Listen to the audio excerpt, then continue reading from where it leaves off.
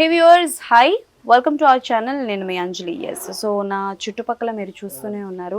So రకరకాల ఆవులు అయితే ఉన్నాయన్నమాట. సో దేనికి అండ్ అలాగే ఈ ఆవుల ద్వారా ఆయన ఏం చేస్తారు, there are so many different breeds అయితే ఉన్నాయన్నమాట.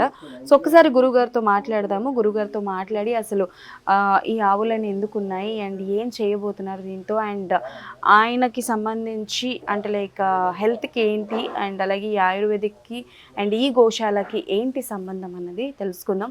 గురుగారు నమస్తే. నమస్కారం అండి. ఓం శ్రీ గురుభ్యో నమః.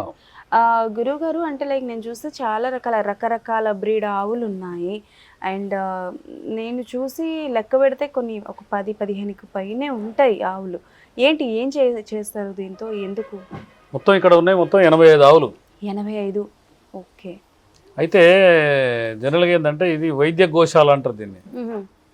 అంటే గోశాల ద్వారా వచ్చే అంటే ఆవు మూత్రం కానీ లేకపోతే పేడ కానీ లేకపోతే పాలు కానీ దాంతో వైద్యం చేయడం. ఓకే.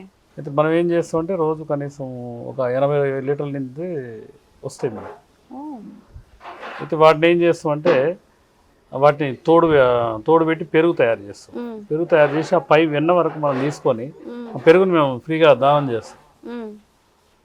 ఆ వెన్న ఆవు వెన్న మొత్తం స్టోరేజ్ చేసి పెట్టుకుంటాం. స్టోరేజ్ చేసి పెట్టుకొని మనము పక్షవాతం వచ్చిన వాళ్ళకు ఉంటారు కదా, పక్షవాతం వస్తే దీన్ని కసవింద ఆకు అంటారు. కసవింద. ఓకే. దీన్ని ఏం చేస్తామంటే మిక్సీలో వేసి మన దగ్గర మిషన్లు ఉన్నాయి.